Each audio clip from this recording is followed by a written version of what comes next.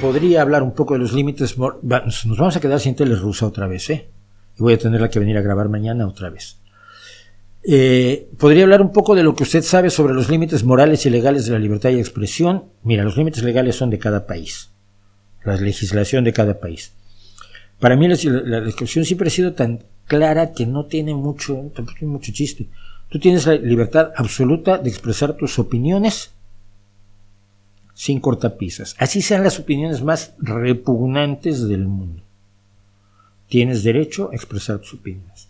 Tienes derecho a informar a la gente, a expresar información irrestrictamente por molesta y desagradable que pueda ser. La mentira y la manipulación no están contempladas dentro de la libertad de expresión. No tienes derecho a mentir. Así de sencillo. No tienes derecho a violentar la intimidad de otra persona, la seguridad de un país, los secretos de una empresa, los secretos en general de una empresa, una persona o una nación. El secreto comercial de una empresa puede representarle el trabajo a todos los trabajadores y puede representar la quiebra de la empresa si se saben sus secretos comerciales, sus fórmulas y sus procedimientos de fabricación, etcétera, etcétera, que se consideran secretos comerciales. Si de una persona se saben ciertas cosas, por ejemplo, si en un país islámico como Irán tú libremente expresas que alguien es homosexual, puedes estar condenando a muerte.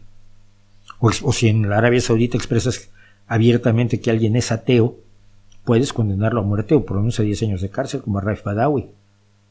No tienes derecho de expresar libremente algo que pueda reventarle los secretos a las empresas, a las personas y mucho menos a los países. Es el problema que tiene precisamente Assange. Ni mentir, ni hacer daño.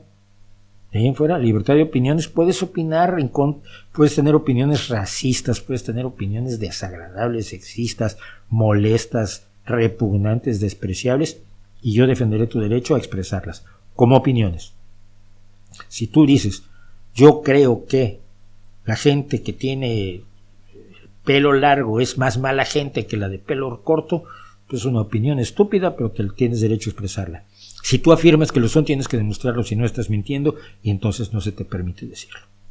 Es muy sencillo, yo creo, pero